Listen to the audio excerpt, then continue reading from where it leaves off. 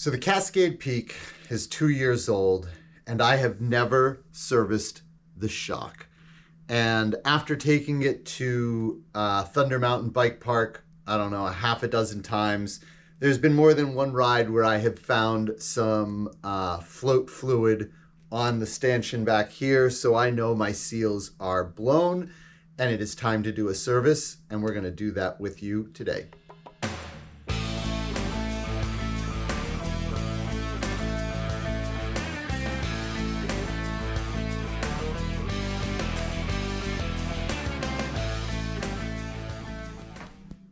So before we get started, there's two things you have to do. First, recommended, not I guess have to do, is to remove the rear wheel. And the reason why is when we remove the shock and nothing is holding the linkage in place and the wheel is on there, it's just gonna drop really, really fast and kind of bang against the frame. This just makes it a little bit easier. And the other is to remove the air from the shock canister, and to do it slowly. I've seen some people just, use their finger, remove all the air, but most of them say use a shock pump and remove it slowly using the release valve so that you don't end up with something called stuck in, right? Because there's multiple chambers in here and you get a suction and the shaft won't come out anymore. Anyways, just to play it safe, I don't know whether it is truly required or not. We are going to use the shock pump and remove all of the air. Now, most videos I've seen will tell you go ahead and write down the number that is in your shock so you know where to pump it up to again. I have this thing pumped up rock hard because the trail bike was on a direct drive trainer, and I wanted as little of the suspension taking away my watts as possible. So I don't really need to write it down because I know it's not something I want to keep regardless. While the shock is still on the bike, I am going to go ahead and start turning the canister to remove it. And the reason why is a lot of videos, people have a vise and they put the shock in the vise. I'm going to use the fact that the shock is bolted to the bike to give me the counter leverage against the canister. And then it shouldn't be much more than hand tight anyways. So hopefully this works relatively easy. Yep. All right, so I'm a little bit excited because this is actually the first time I am removing any shock from a bike, never mind this bike. So we're gonna go ahead, get the shock off, move it over to the workbench, and then I'll show you the tools that I have in order to try and get this done. And yeah, let's just get to it.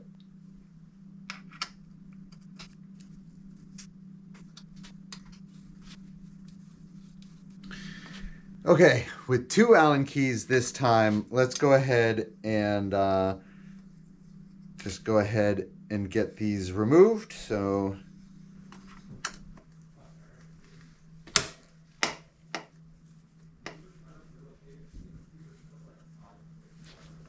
I'm going to show you guys something that looks kind of interesting, and I wonder if I have not bent the bolt that the shock is connected to. As I rotate the bolt, you can see it moving in a slightly oval shape. All right, so it turns out all it took was a rubber mallet, a 5mm hex key, and the willingness to hit it hard enough that the bolt slid out. And I don't know if you can see it, but the bolt is definitely bent right here. You can see that. So I bought a new bolt so we can replace it. I also ordered a new set of bushings where the Fox float will connect to the bike, but looking inside it, it doesn't look like they will be necessary. So I'll have those as a spare. But we're ready to start the service on the shock itself, let's take a quick look at the equipment you're going to need. So we will start with the Fox rebuild kit. It comes with a whole bunch of different washers and O-rings. So we won't need all of these. We will figure out which ones we need when we take the old stuff out. But for example, we know this is the O-ring for the top there, and this is the O-ring that is used as a travel indicator. Here's a couple of the split rings we know we'll need to use. In addition to that, I have plastic picks and pry bar, I guess you could say.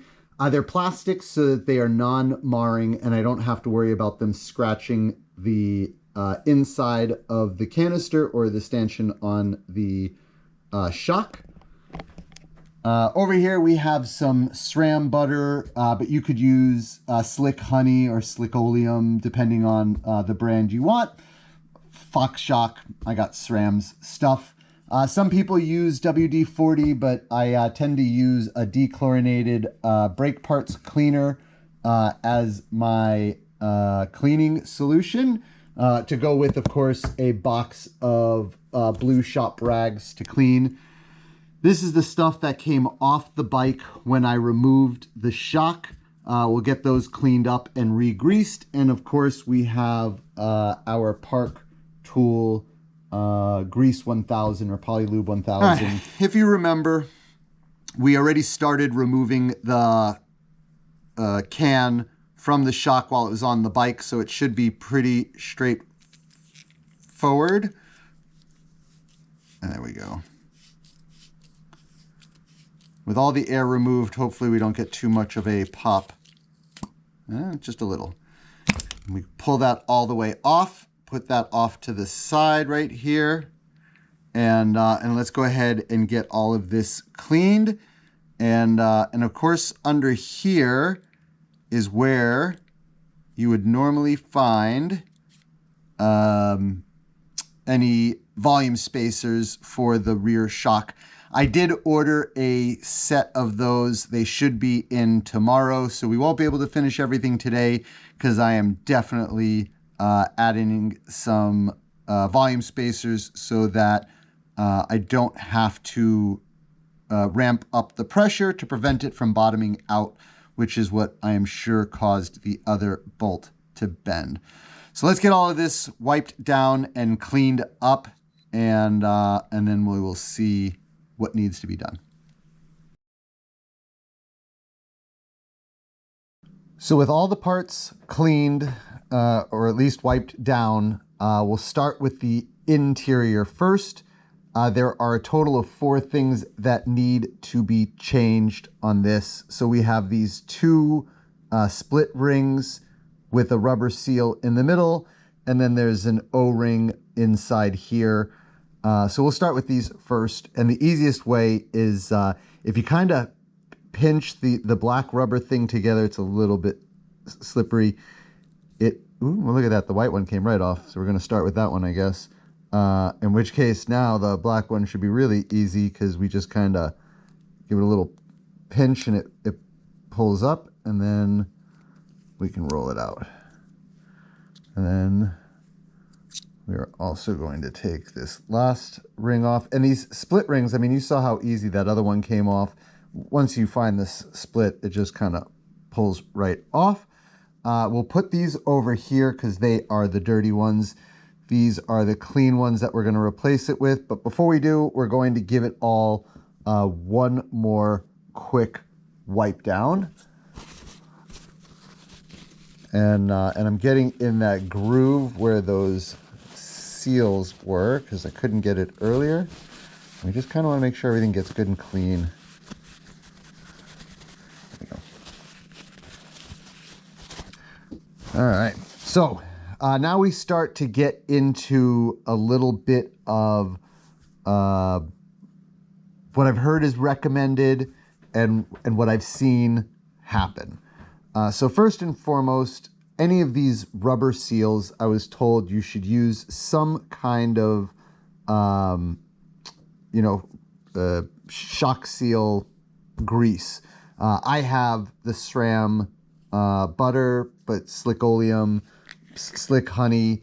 There's a couple of others. If you don't have anything, you can take a little bit of the float fluid that comes with your rebuild kit and just give it a little, you know, coating, I guess. So let me just get that really quick. So I'm going to start with the black seal first. Just kind of slide it up and roll it on, as I was told. And the most important thing is to make sure it is flush. There we go. And we'll take one of our split rings.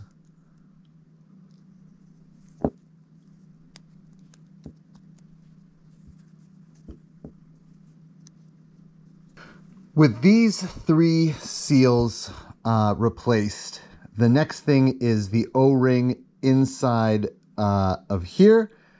But strangely enough, my shock doesn't have an O-ring inside. And it didn't have any volume spacer either. This is how the shock came. This is the first time I'm opening it myself. I have decided that I am going to put the O-ring in, even though there isn't one for me to take out, because that just seems like the right thing to do. And I'm just wondering, you know, whether something might have gotten missed when the original shock was put together. So again, it is a rubber piece. We're going to put a little bit of this SRAM butter on there, and then drop it on down in there, and pull this up out of the way.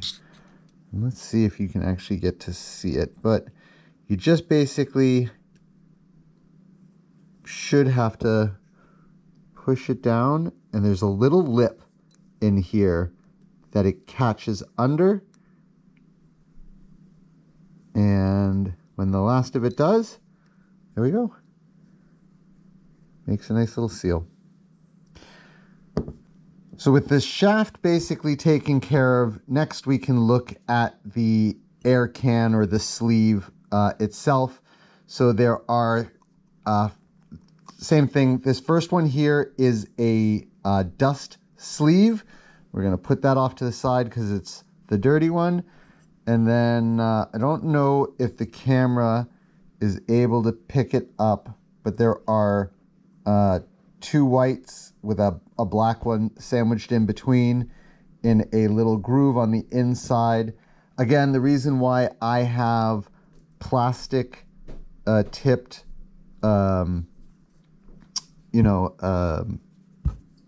pointers or whatever is so you don't scratch the aluminum. Because that would be really bad and potentially an expensive mistake.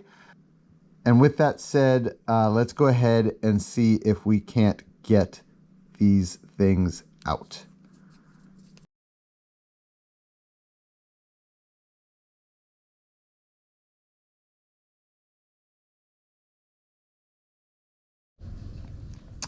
I will tell you, if it is this difficult to get the seals out, I am not looking forward to trying to get the seals back in.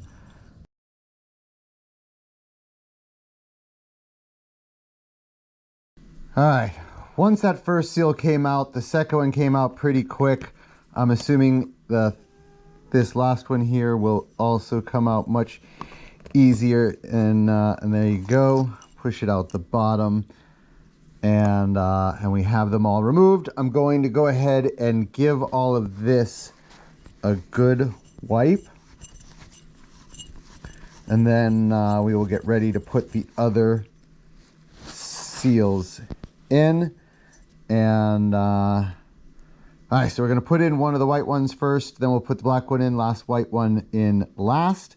They're going to I have to like fold them a little in order to get them into, I mean, the opening is more narrow than where they're going to pop into. So Again, watch these videos. Wish me luck. There we go. First one is in. All right.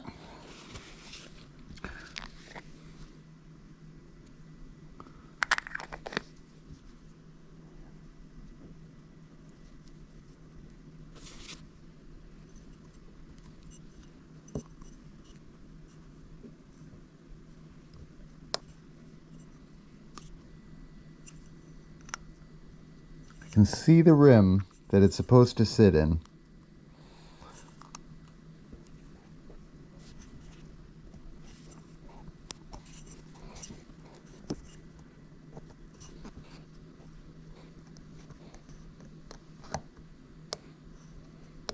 Here we go.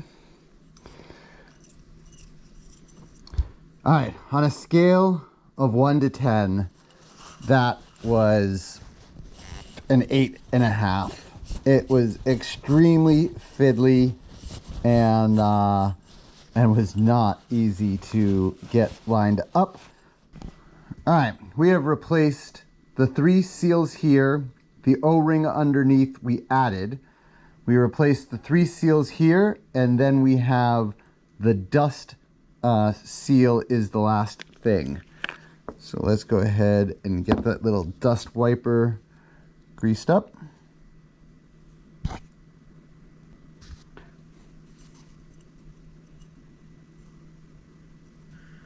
So we are almost finished with the rear shock service, and if you've enjoyed the content, please consider giving the video a thumbs up and hitting the subscribe button.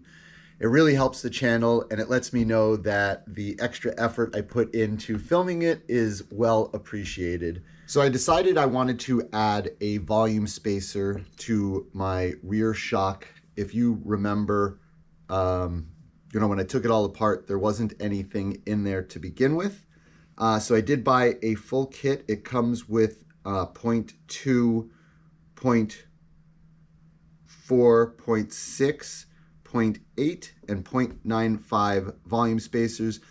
I'm going to put in the 0.6 right smack in the middle, and after we ride it a few times, we will see how it feels and decide if it's too progressive or if it's just right, not enough.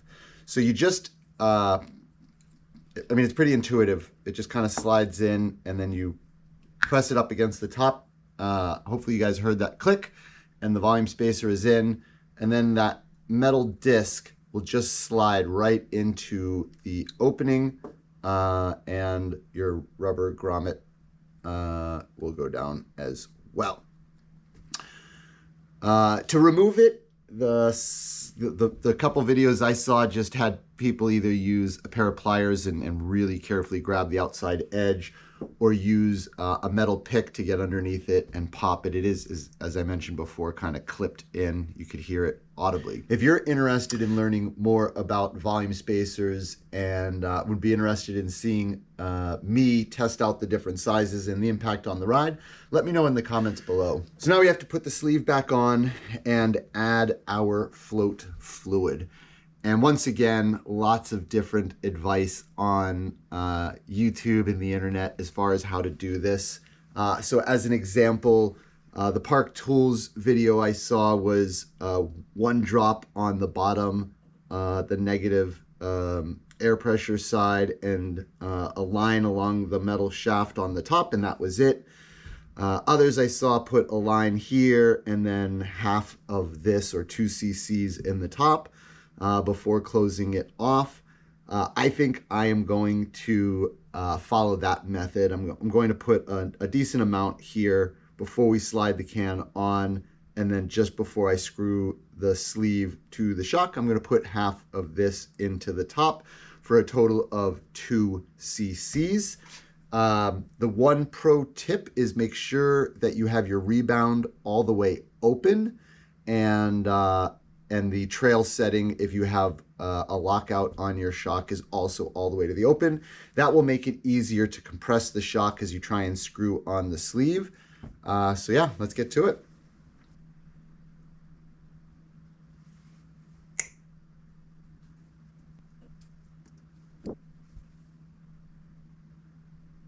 And you also want to make sure you get a little bit of float fluid on the actual seals themselves. So we're going to put a couple of drops right here.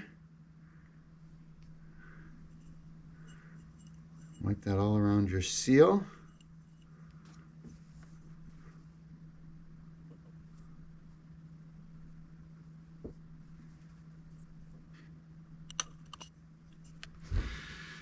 All right. Once you have the air sleeve over the two seals, it's time to add 2 cc's of float fluid. Approximately half of this is what we're looking for.